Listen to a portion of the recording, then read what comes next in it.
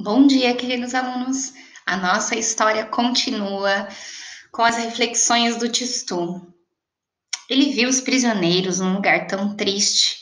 A cadeia era tão feia, as grades, ele teve um sonho tão horrível e ele pensou: se no meu sonho os cavalos e o pônei estavam tão tristes, se era tão ruim para os animais, deve ser assim ainda pior para os humanos, né? E aí ele pensou: ficar num lugar desses não pode ajudá-los a melhorar. Tenho certeza de que se me fechassem ali, mesmo sem eu não ter feito nada de ruim, eu acabaria muito mal. O que será que a gente podia fazer para que eles sofressem menos? Ele ouviu bater 11 horas e depois meia-noite no campanário de Mirapólvora. E de repente, uma ideiazinha começou a fazer cócegas bem no fundo da cabeça. E se a gente fizesse nascer flores para eles, a ordem ficaria menos feia e os prisioneiros talvez se tornassem mais comportados.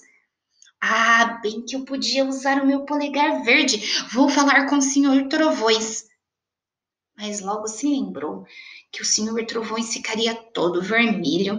Lembrou-se também do conselho do bigode para não falar para ninguém do seu polegar verde.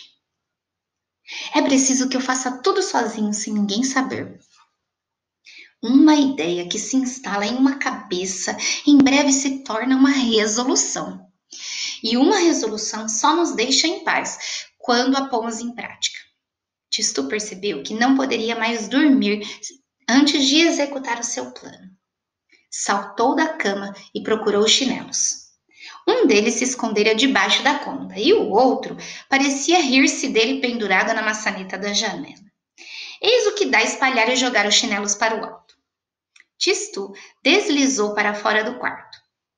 Os espessos tapetes abafaram seus passos. Encaminhou-se devagarzinho para o corrimão e deixou-se escorregar pela barriga.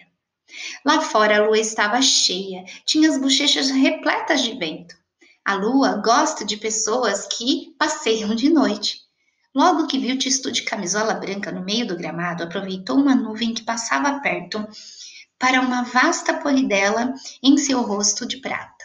Se eu não tomar conta desse garoto, pensou ela, ele vai acabar caindo num buraco. Reapareceu mais brilhante do que nunca e dirigiu ainda um apelo a todas as estrelas da Via Láctea, para que colaborassem com seus milhares de raios.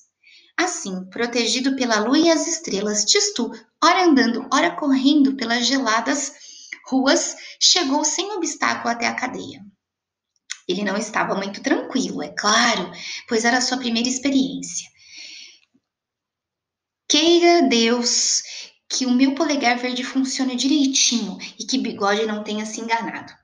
Tistu foi aplicando seu polegar por toda a parte que podia, no chão, no ponto em que as paredes se encontravam com a calçada, nos buracos entre as pedras, ao pé de cada haste das grades. Fez um trabalho consciencioso. Não esqueceu nem mesmo as fechaduras do portão de entrada e da guarita onde o guarda dormia. Quando acabou, voltou para casa e logo ferrou no sono. O criado teve até dificuldade para acordá-lo no dia seguinte. Tistu, precisar levantar. O criado Carlo,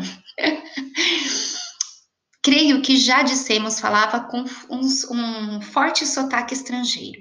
Tistu tinha uma pergunta na ponta da língua, mas faltou-lhe coragem para fazê-la.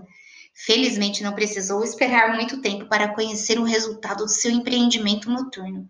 Porque a cadeia, meu Deus do céu! Um tiro de canhão dado pelo Senhor Trovões na Praça Central de Mirapólvora não teria feito mais barulho. Imaginem o alvoroço de toda uma cidade diante de um acontecimento igual. Imaginem o estupor dos mirapolvorenses, era assim que se chamavam os habitantes de Mirapólvora, ao descobrirem que a cadeia da cidade tinha se transformado em um castelo de flores, maravilhoso, Palácio das Maravilhas. Além das 10 horas, antes das 10 horas, já a cidade inteira estava a par da fabulosa notícia. Ao meio-dia, toda a população se encontrava reunida ante do grande muro coberto de rosas e das grades transformadas em latadas. E eu fico por aqui.